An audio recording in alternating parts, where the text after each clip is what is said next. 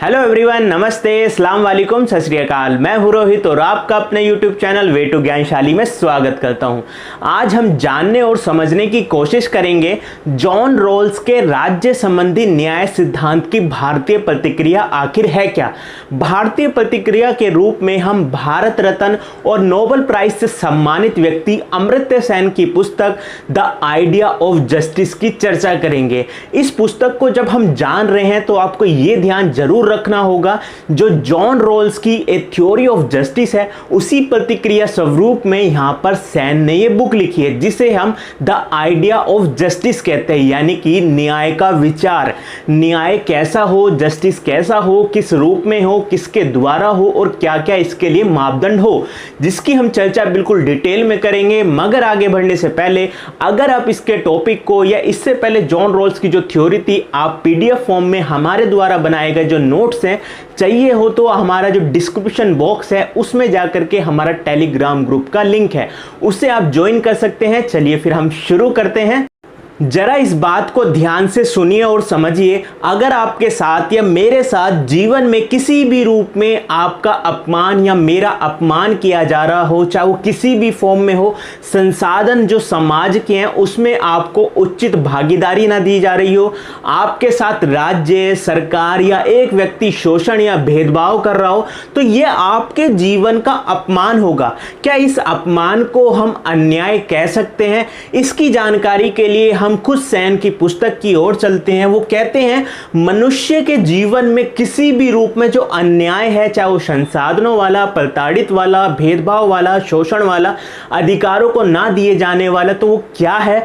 वो सीधे तौर पर आपके साथ अन्याय हो रहा है। वहां पर जस्टिस की बात होती है। और वैसे ही अपनी इस पुस्तक की जब वो शुरुआत करते हैं तो एक पिप की कहानी बताते हैं। पिप एक व्यक्ति था या कहीं एक बालक था। इसे कहां से उन्होंने लिया है? चार्ल्स डिकेंस के ग्रेट एक्सपेक्टेशन उपन्यास था, उसकी एक कहानी थी। ये कहते हैं पिप एक बालक था और उस बालक को अपने जीवन में अपने भाई बहनों के साथ क्या सहना पड़ता है? उसे अपमान सहना पड़ता है। और उस अपमान को वो अपने किस तरीके से लेता है? वो अपमान के रूप में। और वो अपमान क्या होगा? अन्याय उसके साथ होगा।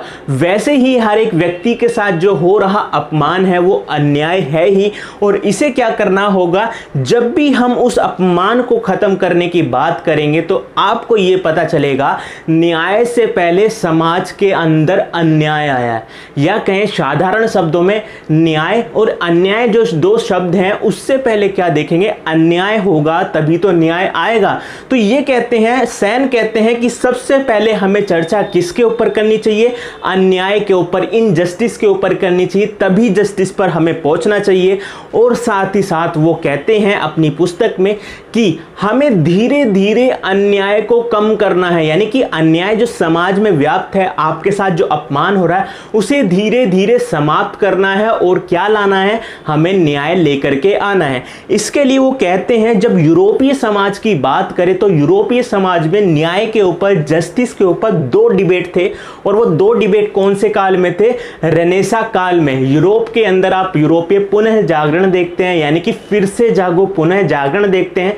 वहां पर न्याय को लेकर के दो डिबेट चलते हैं, जिसमें पहला नाम उन्होंने अपनी पुस्तक में दिया है वो है अनुभवतीत संस्थावाद चिंतन। अनुभवतीत संस्थावाद चिंतन, या इसे कहते हैं हिंदी में एक और वर्ड यूज किया था, पारलौकिक। ठीक है, इंग्लिश में हम कहते हैं ट्रांसेंडेंटल इंस्टीट्यूशनल। ट्रांसेंडेंटल इंस्टीट्यूशनल, ये याद रखना, पहला डिबेट था रेनेसा काल में यूरोप में जो न्याय के ऊपर बात करता है। अब ये बात क्या करता है? देखो, ये कहता है कि समाज में हमें अगर एब्सोल्यूट जस्टिस, पूर्ण रूप से न्याय लाना है तो हमें नए नए सभी समाज को साथ ला करके संस्थाओं का निर्माण कर रहा होगा। संस्थाओं के निर्माण के आधार पर, जैसे हम कहें, जरा यहाँ नाम देखें, हॉब्स लोग क्या कहते हैं? सामाजिक समझौता, सोशल कॉन्ट्रैक्ट की बात करते हैं। फिर हम रूसो की बात करें तो जनरल विल की बात करते हैं। फिर कांट की बात करें तो वो क्या कहते हैं? नैतिकता की बात करते हैं। फिर हम रॉल्स की बात करते हैं एंड में, तो क्या पता चलता है? सामाजिक समझौते के आधार पर हमने नई नई संस्थाओं को जन्म दिया। और ये संस्था जो थी वो क्या करेगी? समाज में जस्टिस या शांति लाने का काम करेगी। और जो समझौते के साथ हमने क्या संस्थाओं को बनाया? स्टेट को बनाया, नए नए इंस्टीट्यूशन बनाया, और ये हमने मकसद अपने दिमाग में रखा कि ये सभी इंस्टीट्यूशन राज्य क्या करेगा, आपके और हमारे विचारों को, हमारे व्यवहारों को कंट्रोल और संशोधित करेगा, जिसके आधार पर हम समाज में शांति और न्याय ला सकते हैं। तो ये वाला ध्यान रखना, अनुभूति संस्थावादी चिंतन, अभी दोनों में अंतर आपको पता चलेगा। हम दूसरे की बात करें तो दूसरे का नाम था अनुभूति केंद्रित तुलनात्मक दृष्टिकोण, ठीक है, रियलाइजेशन फोकस कंपैरिजन, या कहते हैं कंपैरेटिव अप्रोच भी इसे कहते हैं। इसमें क्या होता है, वो कहते हैं यहां पर क्या हुआ, इन्होंने संस्थाओं की बात करी, ठीक है, इन्होंने क्या किया, पहले इन्होंने जस्टिस की बात करी, अन्याय पर सही से डिबेट नहीं कहा। जरा इस लाइन को देखें, हमने कहा क्या, सैन कहते हैं कि न्याय से पहले अन्याय आता, उस पर खुल करके आप डिबेट कीजिए, और यहां पर क्या होता है, ये न्याय की बात कर देते हैं, कल्पना में चले जाते हैं। जॉन रोल्स का सिद्धांत पढ़ा है तो हमने क्या कहा था, जो मूल स्थिति है ना तो वो ऐतिहासिक हिस्टोरिकल रूप से कभी घटी है, बल्कि क्या है, काल्पनिक है, और आने वाले समय में भी ये घटना कभी नहीं होगी। ये कल्पनाओं के आधार पर अपना सिद्धांत प्रस्तुत कर देते हैं, या कहें अन्याय पर सही से चर्चा ना करके सीधे न्याय की, जस्टिस या सिद्धांत दे देते हैं। तो यहां पर अनुभूति केंद्रित तुलनात्मक दृष्टिकोण में हम किस किस को शामिल करते हैं, कार्ल मार्क्स हो गए, बेंथम हो गए, मैरी वॉलस्टनक्राफ्ट हो गई, मिल हो गए, एडम स्मिथ हो गए। जरा आप ध्यान से दें, जब एक दो एग्जांपल हम ले लेंगे तो आपको समझ आ जाएगा। मार्क्स को देखें, जब उन्होंने क्या किया, समाज में अन्याय था, ठीक है, जस्टिस पर नहीं गए। आप देखते हैं लाल क्रांति, सबको मार काट के एक करो, उसके बाद सब समान हो जाएंगे, वो एंड में बताते हैं। सबसे पहले वो क्या कहते हैं, पूरा हिस्टोरिकल बैकग्राउंड जानते हैं कि आखिर समाज में शोषण या कहें भेदभाव का आधार क्या है। तो इन्हें पता चलता है हिस्टोरिकल बैकग्राउंड के आधार पर समाज में दो ग्रुप होते हैं, एक बुर्जुआ और एक सर्वहारा, और उनकी लड़ाई या उनका डिस्क्रिमिनेशन या शोषण का आधार क्या होता है, उत्पादन के साधन के वितरण और उसके उत्पादन पर ही पूरा फोकस टिका होता है। तो उन्होंने इस आधार पर अपना सिद्धांत दिया। फिर उसके बाद अन्याय को खत्म करने के लिए जस्टिस की थ्योरी दी, ठीक है। वैसे ही मिल की बात करें तो मिल आप देखते हैं महिलाओं के शोषण की बात करते हैं, किस आधार पर शोषण होता है। अपनी पत्नी के साथ मिलकर के ये आर्टिकल भी लगते हैं, उसमें ये दिखाते हैं किस तरीके से अन्याय को खत्म किया जा सकता है। पहले वो खुद बताते हैं कि अन्याय क्यों है, फिर वो पूछते हैं कि न्याय कैसे होगा, किस रूप में होगा, किस लिए जरूरी होगा। तो आपको दोनों में मूलभूत अंतर पता चलेगा कि जो अनुभूति संस्थावादी चिंतन है वो क्या कहता है, काल्पनिक स्थिति की बात करता है, कल्पना पे जाकर के क्या करता है, आपको एक जस्टिस की थ्योरी लेकर के आता है। जब अनुभूति केंद्रित तुलनात्मक दृष्टिकोण की बात करें ना, ये अपनी तुलनात्मक अप्रोच डेवलप करता है कि हम पहले जान ले कि अन्याय कैसा है, किस रूप में है, किस प्रकार से है और किस तरीके से व्यक्ति को प्रभावित कर रहा है, उसके बाद ही अपना सिद्धांत प्रस्तुत करता है। तो हम ये कह सकते हैं ये क्या है, वास्तविक स्थिति की बात करता है, उसके बाद अपनी थ्योरी देता है, और साथ ही साथ ये कभी भी ना पूर्ण जस्टिस की बात नहीं करता है। ये यही कहता है कि धीरे धीरे समाज से अन्याय कायम होगा, एकदम से हम समाज को चेंज नहीं कर सकते हैं, ठीक है। तो इसी के आधार पर क्या यूरोपीय समाज में ही ये विचारधारा, ये अवधारणा या कहें न्याय पर डिबेट दिखाई देते हैं? नहीं, अमर्त्य सेन कहते हैं कि भारतीय समाज जो प्राचीन समाज रहा है उसमें भी न्याय की डिबेट हमें देखने के लिए मिलती है। जो दो डिबेट थी उसमें एक नाम था नीति, NITI नीति, दूसरा था न्याय। ये दोनों ही डिबेट थे जिसमें वो नीति को बताता और वो किसके साथ जोड़ता है, नीति को जोड़ता है यूरोपीय पुनर्जागरण काल के अनुभूति संस्थावादी चिंतन थे।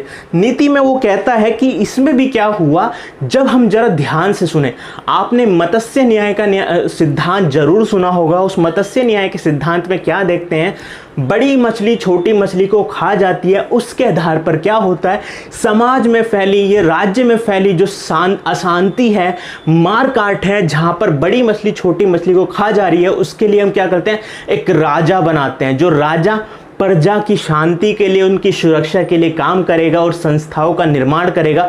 तो हम क्या कह रहे हैं, नीति में क्या हुआ, हमने व्यवस्थाओं का, सिस्टम का, इंस्टीट्यूशन को जन्म दिया, राजा, राज्य, इस तरीके से।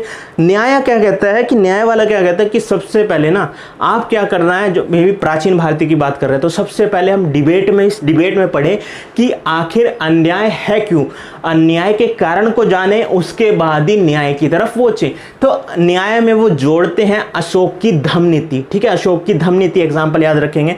और नीति में वो जोड़ते हैं कौटिल्य का अर्थशास्त्र, वहां पर राजा की बात होती है, वहां पर इंस्टीट्यूशन की बात होती है। तो आपको पता चला कि इंडिया के सिस्टम में भी, प्राचीन सिस्टम में भी इस तरीके के डिबेट थे, जैसे रेनेसां काल में हमें देखने के लिए मिलते हैं, किस में, यूरोपीय समय में, ठीक है। अब बात करते हैं कि मेन चीज पर जो सीधे तौर पर आपको जोड़ेगी, किससे, जॉन रॉल्स के न्याय सिद्धांत से, ठीक है। यहां पर जो सेन थे, अमर्त्य सेन थे, उनका जो आइडिया था वो था प्लूरलिटी ऑफ ओपिनियन। जो हमारे आपके और हमारे विचार हैं वो प्लूरल हैं। प्लूरल का मतलब हो गया बहुलता है, कि हमारे और आपके विचार सेम नहीं हो सकते, सत्य एक नहीं है, अनेक है, विचार एक नहीं है, तर्क एक नहीं है, विविध हो सकते हैं। यही है प्लूरलिटी ऑफ ओपिनियन, यानी कि विचारों की बहुलता। ये किसका विचार था, ये अमर्त्य सेन का विचार था। और ये किस पर कटाक्ष था, या कहें प्रतिक्रिया थी, तो ये प्रतिक्रिया थी रॉल्स की ओरिजिनल पोजीशंस में और रॉल्स की मूल अवस्था में। वहां पर हमने देखा था सिलेक्टिव नॉलेज देखने के लिए मिलती है। वहां पर हमने जब पिछली बार आपको जॉन रॉल्स की वीडियो बना करके आपको समझाया, तो हमने बताया था कि हमने वहां पे चित्र तो बना दिए थे कि महिला पुरुष अलग, कास्ट अलग, समाज अलग, रिलीजन अलग, रीजन अलग, ये सब चीज़ बना दी थी। मगर हमने ये बताया था कि मूल अवस्था में ये व्यक्ति सब चीज़ें जानता ही नहीं, बस महिला और पुरुष का अंतर जानता है, इसके अलावा किसी भी तरीके के भेदभाव या अंतर को आपसे, हमारे और आपके बीच होते हैं, उसे नहीं जानता। मगर ये कहते हैं नहीं, केवल ये अंतर नहीं होता, तर्कों का भी अंतर होता है, जो जॉन रॉल्स ने मिस कर दिया अपनी मूल अवस्था में। और वो कहते हैं कि केवल सिलेक्टिव नॉलेज नहीं होती। हमने कहा था ना, जॉन रॉल्स सिलेक्टिव नॉलेज की बात करते हैं, विशेष नॉलेज की बात करके कि भैया हमारा पेट है तो उसको भरने के लिए कुछ पैसा चाहिए, या थोड़ी सी मानसिक क्षमता हमारे अंदर होती है, थोड़ा सा अर्थशास्त्र वो जानता है। मगर ये कहता है नहीं, समाज में ना इतने सारे हम लोग हैं, हम बहुल हैं, हमारे विचार बहुल, हमारे तर्क अलग हैं, हमारी सोचने समझने की क्षमता अलग है। इसी के आधार पर ना सबसे बढ़िया एक एग्जाम्पल देते हैं। इस एग्जाम्पल को समझ जाओगे ना तो पूरी की पूरी थ्योरी का कटाक्ष या प्रतिक्रिया आप खुद से दे देंगे। वो एक बांसुरी की कहानी बताते हैं। बांसुरी होती है ना, देखो हमने चित्र भी बनाया, बांसुरी, ठीक है, बजाने वाली। उसके लिए कहते हैं कि एक बांसुरी होती है और 3 बच्चे होते हैं। वो 3 बच्चों का नाम था एनी, बॉब, क्लारा, ठीक है, एनी, बॉब, क्लारा। एक बांसुरी थी, तो एनी कहती है कि मुझे, भैया आप में से एक एनी होगा, वो कहेगा कि भैया मुझे सबसे सुंदर या बहुत सुर में इसे बजाना आता है, तो ये बांसुरी मुझे मिलनी चाहिए। फिर दूसरा देखें, बॉब कहता है कि भैया मैं बहुत गरीब हूँ, मेरे पास पैसे नहीं है कि मैं एक नई बांसुरी खरीद सकूँ, तो आप तो और भी बांसुरी खरीद सकते हैं, तो ये बांसुरी क्या है, मुझे मिल जानी चाहिए। वो गरीब था बॉब, ठीक है। क्लारा कहती है कि क्योंकि इस बांसुरी को, जो इतनी सुरीली बांसुरी आप बजा रहे हैं ना, इस बांसुरी का निर्माण करने वाला मैं हूं, तो ये बांसुरी मुझे मिलनी चाहिए, ठीक है। अब इसके आधार पर वहां पर 3 व्यक्ति खड़े होते हैं, या आप 3 विचारों से इसे समझेंगे कि बांसुरी आखिर हम किस व्यक्ति के, किस बच्चे को दें। तो सबसे पहले बात आती है यूटिलिटेरियंस, उपयोगितावादी व्यक्ति, जैसा बेंथम का अधिकतम सुख वाला कॉन्सेप्ट है ना, अधिकतम लोगों का अधिकतम सुख। तो यूटिलिटेरियन वाला व्यक्ति कहता है कि भैया ये बांसुरी किसको दी जानी चाहिए, ये बांसुरी एनी को दी जानी चाहिए, क्योंकि एनी बड़ी ही सुर में इसे बजाना चाहती है। तो जरा सोचें यहाँ पर इस व्यक्ति का तर्क क्या हो गया, क्योंकि ये उसके सुख को बढ़ा रहा है। तो इसके आधार पर यूटिलिटेरियन कहते हैं कि ये बांसुरी एनी को दिया जाना चाहिए, ठीक है। अब हम बात करें इगैलिटेरियंस, समतावादी क्या कहेंगे। समतावादी कहते हैं कि समाज में जो है ना समानता है, गरीबी कम हो जाए, तो ये कहेंगे कि भैया गरीब व्यक्ति है बॉब, उससे ये बांसुरी दी जानी चाहिए, ठीक है, ये बांसुरी दी जानी चाहिए। अब क्या कहते हैं लिबर्टेरियंस, लिबर्टेरियंस वाले क्या हो गए, जैसे नॉजिक। नॉजिक क्या कहते हैं कि अधिकारिता का सिद्धांत, जिसने जिसे बनाया उस पर उसका हक है, उसे कोई राज्य, व्यक्ति व्यक्ति समाज छीन नहीं सकता, इसलिए इसका हकदार कौन होगा? बांसुरी का क्लारा। ठीक है, इसका हकदार कौन बना? क्लारा। तो आपको पता चला ये तीनों व्लॉग में डिबेट हुई और संसाधन एक था हमारे पास, तो कैसे हम कह दें कि एक बांसुरी को किसी को भी दी जानी चाहिए? तो इससे क्या, इस कहानी से पता क्या समझ रहे हैं, क्यों समझ रहे हैं? ये कहानी से उनका जो तात्पर्य था वो ये था, ओरिजिनल पोजीशन में बैठे व्यक्ति किसी भी एक मुद्दे पर पूर्ण सहमति रख ही नहीं सकते, क्योंकि सत्य अनेक है, हमारा विचार बहुल है, हमारा तर्क अनेक है, विविध है। तो हम कैसे ओरिजिनल पोजीशन में बैठ के अज्ञान के पर्दे के पीछे जाएं और हम ये कह दें कि हाँ न्याय के लिए ये जरूरी होगा? या कहें रूसो की बात करें तो रूसो भी आपको सामान्य विल यानी कि जनरल विल की बात करते हैं, तो वो भी कैसे पूरी कलेक्टिव समाज की विल हो सकती है, क्योंकि साफ पता चलता है कि भैया सर्वसहमति समाज में हो ही नहीं सकती। उसका बेस्ट एग्जाम्पल एक बांसुरी 3 बच्चों के रूप में दिख।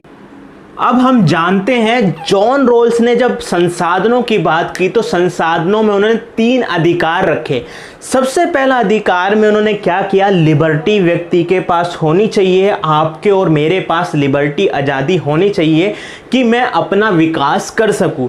मगर जब हम सेन की बात आते हैं, अमर्त्य सेन की बात करते हैं, तो वो कहते हैं समाज में न्याय लाने के लिए केवल आपको अधिकार दे देना ही काफ़ी नहीं है। आपको आज़ादी दे दी, मगर उसमें भी ना 2 क्लोज होते हैं, उसके भी 2 आधार होते हैं। जरा उसका पहला आधार जाने, अवसर। आपको और मुझे अवसर मिला है कि हमें आज़ादी है बोलने की, यहाँ से वहाँ घूमने की, कुछ भी काम व्यवसाय करने की, ये होता है अवसर मिल गया। अवसर कहाँ से मिला? फंडामेंटल राइट्स की बात करें, मौलिक अधिकारों की बात करें, एग्जाम्पल स्वरूप में कि हमारे आर्टिकल 19 में ये आज़ादी या अवसर हमें दिया गया है। दूसरी जो सबसे बड़ी मेन चीज होती है वो होता है प्रक्रिया। ठीक है, अवसर की बात तो रोल्स भी करते हैं, मगर प्रक्रिया नामक एक चीज भी होती है, जरा उसको समझ ले। हमारे कॉन्स्टिट्यूशन के 19 में भी हमें अधिकार दे दिया गया बोलने का, व्यवसाय का। मगर क्या व्यक्ति, हर एक व्यक्ति हमारे समाज में दूसरे समाज को भूल जाए, अपने समाज को भी देखें, क्या आप और हम पूरी तरीके से उस आज़ादी का आनंद उठा पा रहे हैं, उसे यूटिलाइज या उपयोग कर पा रहे हैं? मान लीजिए हमारे संविधान के अंदर क्या दिला है? शिक्षा का अधिकार भी दे दिया, आर्टिकल 21A भी दे दिया गया मौलिक अधिकार के रूप में। क्या हर एक व्यक्ति को यह अवसर तो मिल गया है? हर एक बच्चे को यह अवसर तो मिल गया है? आपके समाज में कोई व्यक्ति होगा, मेरे समाज में, आपके घर में कोई अवसर तो दिया गया और हमारे मौलिक अधिकारों के रूप में दिया गया। क्या वो प्रक्रिया को, उस प्रक्रिया को अपना करके वो फुलफिल कर पा रहा है? जरा इसे एक एग्जांपल से मैं बताने की कोशिश करता हूँ। अभी 4 से 5 दिन पहले ही मेरी अपने एक दोस्त से बात हो रही थी। सोनभद्र में एक स्कूल है, प्राइमरी स्कूल है यूपी के सोनभद्र में। तो वहाँ पर क्या होता है, वहाँ पर 300 बच्चे हैं उस स्कूल के अंदर।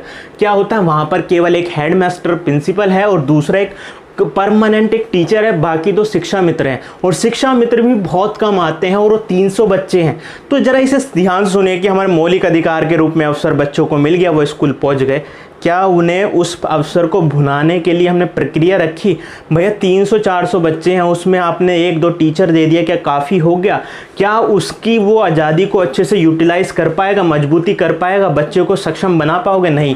संसाधन नहीं उपलब्ध कराए तो कैसी आज़ादी, किस बात की आज़ादी? तो हम कहते हैं ना कि आज़ादी होने का मतलब है कि हम उसे उपयोग कर सके। तो ये कहते हैं, इसकी कटाक्ष करते हैं, प्रतिक्रिया देते हैं कि लिबर्टी देना ही काफ़ी नहीं होता, उसकी प्रक्रिया को भी बहुत ज़रूरी होता है। उसमें जो बाधाएं आती हैं, जो लिमिटेशन आती है, उसे समाज हटाए, उसे राज्य हटाए, उसे आप हटाएं, वो प्रक्रिया पर आप चर्चा कीजिए। ठीक है, तो ये जान लें।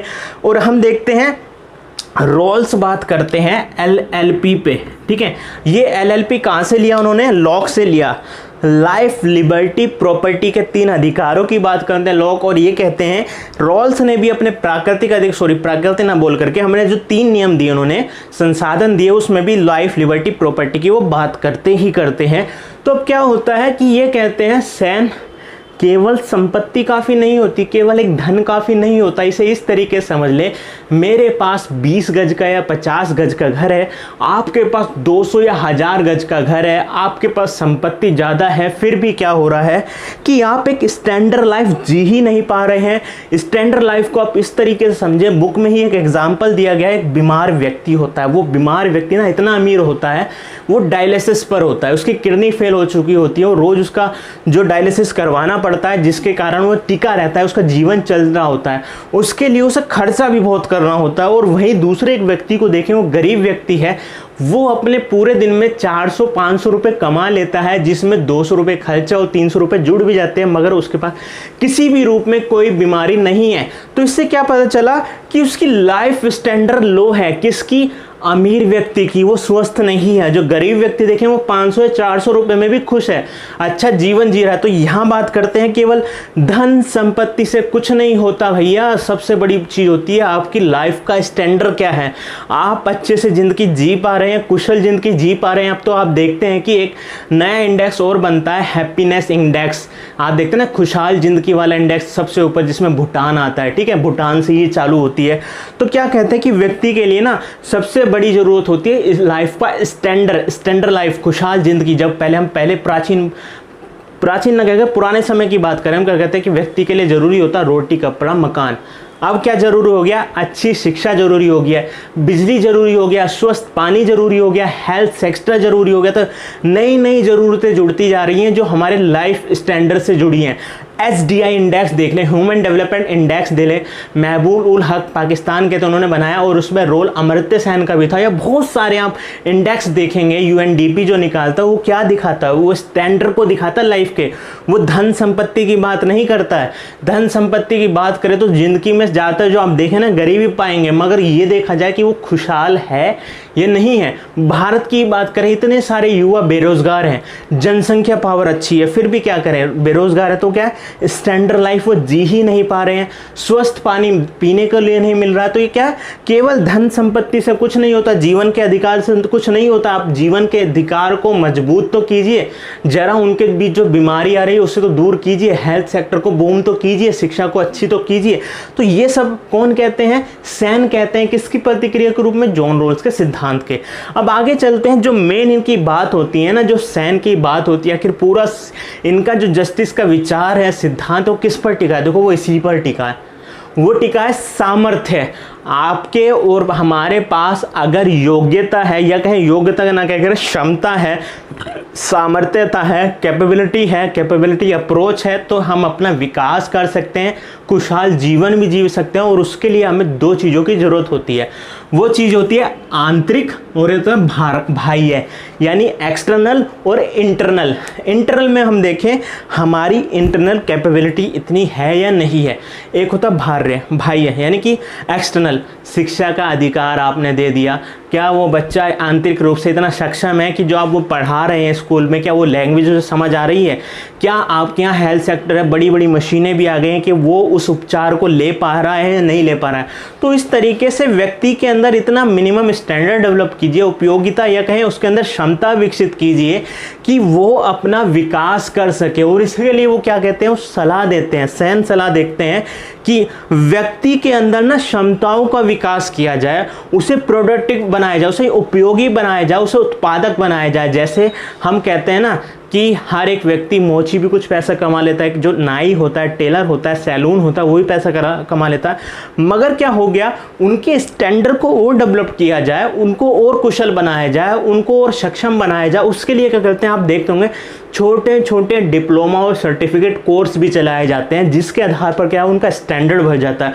वो नई तकनीक को सीख जाते हैं, काम करने के नए हुनर को सीख जाते हैं। सरकारें भी ये कार्यक्रम चलाती हैं। तो ये क्या हो गया? ये कहते हैं कि उनकी सामर्थ्यता को, उनकी क्षमता को डेवलप कीजिए, उन्हें और सशक्त बनाइए, सशक्तिकरण लाइए उनके अंदर, और सुरक्षा दीजिए। सुरक्षा का मतलब क्या हो गया? अगर कोई व्यक्ति वो काम नहीं कर पा रहा है, उसके ऊपर लिमिटेशन आ रही है, तो वो लिमिटेशन को हटाइए। कौन हटाएगा? राज्य हटाएगी, सरकार हटाएगी। ठीक है, कैसी लिमिटेशन? गरीबी। वो आप देखें जरा, अभी कुछ ही दिन पहले आपने देखा टीना डाबी की बहन, जो खुद एक IAS थे, TN डाबी, और उसके जो परिवार था वो भी उनके अफसर परिवार से संबंधित, उसकी बहन भी IAS बन जाती है। तो इसमें क्या हुआ?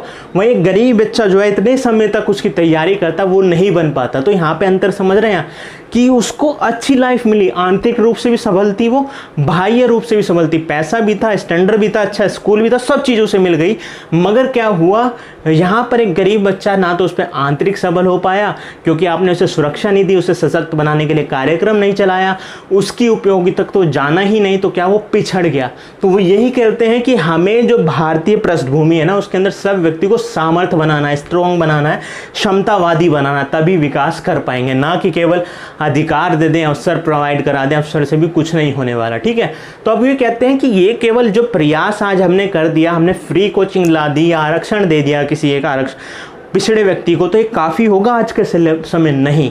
वो कहते हैं, देखिए जैसे रॉल्स का सिद्धांत देखें, एक बार में ही उन्होंने सिद्धांत खत्म कर दिया। मगर जो सेन की बात करते हैं वो कहते हैं कंटिन्यूअस डायलॉग, लगातार या हमें निरंतर संवाद करना होगा, बातचीत करनी होगी आपके और हमारे बीच में संसद में, साथ ही साथ कंटिन्यूअस इम्प्रूवमेंट करना होगा, हमें निरंतर प्रयास करना होगा, संवाद करना होगा, उपयोगिता और बढ़ानी होगी, तभी समाज में। इस लाइन पे आइए, हमने कहा था कि अन्याय पहले आता है और अन्याय को खत्म करने के लिए हमें क्या करना होगा, सने सने या धीरे धीरे से इसे प्रयास करना होगा, अन्याय को कम किया जाए और न्याय को बढ़ाया जाए। तो यही कहते हैं कि निरंतर चलता रहना चाहिए। जैसे एक एग्जांपल समझे, यूपी के स्कूलों में या किसी भी राज्य के स्कूलों में आप देखते हैं पहले साइकिल दी गई लड़कियों को कि आप दूर स्कूल आप साइकिल लीजिए, फिर सब बच्चों को लैपटॉप भी दिए गए। मगर क्या करें, लैपटॉप का क्या करेंगे, अचार डालेंगे जब वहाँ पर बिजली नहीं, अच्छा इंटरनेट नहीं। आपने देखे होगा लॉकडाउन के पीरियड में, कोरोना स्थिति में, कि जो गरीब बच्चे थे, सरकारी स्कूल के बच्चे, तो भैया वो पहले से ही पिछड़े हुए थे, प्राइवेट स्कूल से और पिछड़ गए। तो हमने क्या किया, निरंतर संवाद नहीं किया, निरंतर इम्प्रूवमेंट नहीं किया बच्चों के लिए, तो वो और पिछड़ गए। तो ये सब निरंतर चालू रहना चाहिए। ठीक है, फिर रोल्स की बात करते हैं। रोल्स क्या है, व्यक्तिवादी होते हैं अपने सिद्धांत के अंदर, कैसे समझौते के अंदर लाते हैं। मगर क्या होता है, सबकी जो समझ है ना एक मान लेते हैं, ठीक है, और समझौता कर लेते हैं। मगर क्या कहते हैं, सैन का बहुत अच्छा एग्जाम्पल है, याद रखना, खुद ऑस्ट्रेलिया टीम का एग्जाम्पल उन्होंने ही दिया है। सैन की बात करते हैं कि समुदायवादी विचार होता है। समुदाय या समाज भी हमारे लिए जरूरी होता है। जिस तरीके से हमारी जो अपब्रिंगिंग होती है, हमारे जो मूल्य हमें सिखाए जाते हैं, हमें जो परवरिश होती है, कहीं ना कहीं वो हम समाज से भी सीखते हैं। तो जितना हमने कमाया उसका एक अंश हम समाज को भी, समुदाय को भी चुकाना जरूरी होता है। और ये कहते हैं, जैसा इस एग्जाम्पल से समझिए, ऑस्ट्रेलिया टीम में मान लीजिए रिकी पोंटिंग है, ठीक है, रिकी पोंटिंग ने खुद नहीं बनाया, उनकी बल्लेबाजी ने नहीं बनाया, उनकी पूरी टीम ने बनाया, उनकी पूरी टीम ने साथ दिया था। कोई अच्छी बॉलिंग फेंकता था, कोई अच्छी फील्डिंग करता था, कोई अच्छी कीपिंग करता था।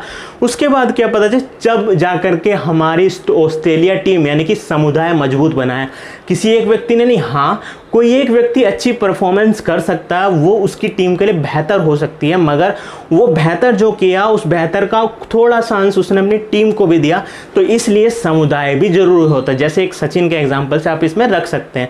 तो इससे क्या निकला, मगर जो सबसे बड़ी बात है ना, जो सब इन जॉन सैन को अलग बनाती है दूसरे समुदायवादी विचारों से, जैसे माइकल सैंडल हो गए, चार्ल्स टेलर हो गए, इसमें सबसे बड़ी बात ये थी ना, ये कहते हैं समुदाय पहचान देती है, आइडेंटिटी देती है आपको एक, ठीक है, याद रखना, चाहे वो रिलीजन हो, सोसाइटी हो, संविधान हो, सरकार हो, संसद हो, या कहीं आपका विश्वविद्यालय हो, आपको एक पहचान देती है। मगर साथ में क्वेश्चन मार्क रख देते हैं, क्या आपकी वो पहचान संकीर्ण तो नहीं है, क्या आपके ऊपर वो पहचान लादी तो नहीं जा रही है। अगर वो आपके ऊपर पहचान लादी जा रही है तो वो आपकी आज़ादी का, आपकी प्रक्रिया का अवसर आपको दे दे, मगर आपकी प्रक्रिया पे हनन डाल रही है, लिमिटेशन डाल रही है। इसलिए अगर वो राष्ट्रवाद के नाम पर पे क्या करें, राष्ट्रवाद के ऊपर आपको थोपी जा रही है, अगर आपको संविधान में अधिकार दिया गया बोलने का और सरकार कुछ गलत कर दे रही है तो आप बोल रहे हैं, और सरकार क्या कर दे रही है, गलत बोलने पे आपके ऊपर देशद्रोह का कानून लाद दे रही है, जेल पहुंचा दे रही है, तो ये गलत होगा।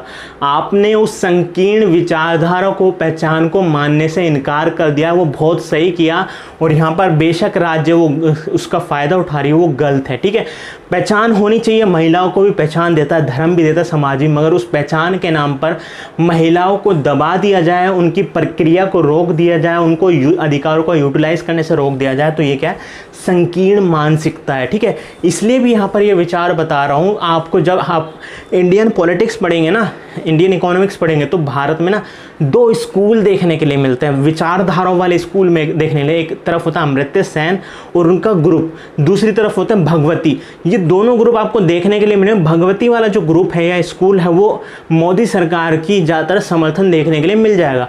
जब दूसरी तरफ सैन वाला ग्रुप देखेंगे, स्कूल देखेंगे, वो मोदी सरकार के अगेंस्ट आपको देखने के लिए मिलेगा। ये भी चर्चा चली थी जब मोदी सरकार की आलोचना कर रहे थे उनकी नीतियों की, सैन की, तो ये कहा था कि भाई आप भारत रत्न वापसी करें, भारत रत्न को लौटाएं। तो ये सब चीज़ देखने के लिए मिला कि संकीर्ण पहचान नहीं होनी चाहिए, लादी नहीं जानी चाहिए हमारे ऊपर, चाहे वो राष्ट्रवाद के नाम पर हो, जैसे हिटलर की बात करें। ठीक है, अब आप समझ गए हो कि क्या हम कहना चाह रहे हैं। फिर आगे कहते हैं जीडीपी और विकास। आप विकास को अपने देश में किस रूप में देखते हैं? हम इतनी बड़ी जीडीपी बन गए हैं, जरा उठा के देख लीजिए HDI इंडेक्स, हम कहाँ चले जाते हैं? हमारा स्थान आता है 129वां या 130वें पे आते हैं, जो पहले 132 हुआ करता था। हर साल ऊपर नीचे होता है।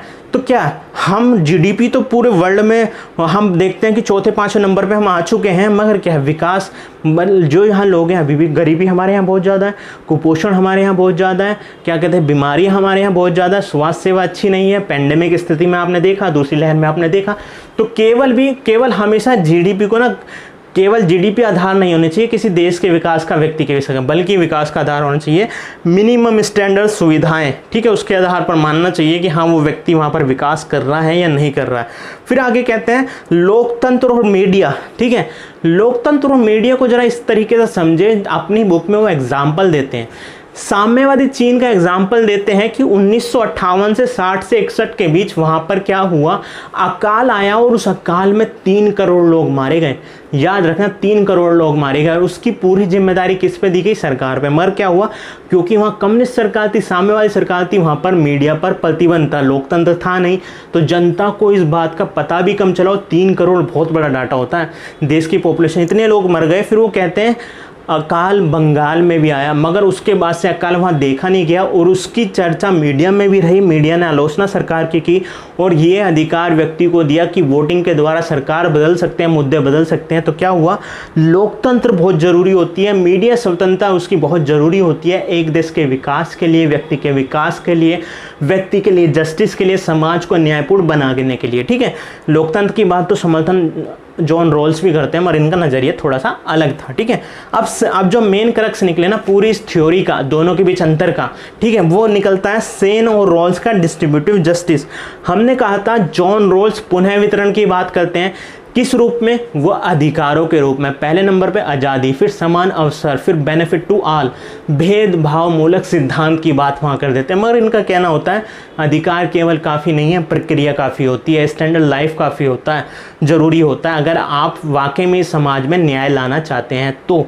ये थी आपकी थ्योरी पूरी। अगर आप जॉन रॉल्स को और साथ ही साथ अमर्त्य सेन को समझ गए हो तो इस वीडियो को लाइक करें, चैनल को सब्सक्राइब करें और वीडियो को ज़्यादा से ज़्यादा शेयर करें। साथ ही साथ अगर इस वीडियो से जो संबंधित नोट्स हैं आप PDF फॉर्म में चाहते हैं तो हमारा टेलीग्राम ग्रुप जरूर ज्वाइन करें। तब तक के लिए जय हिंद।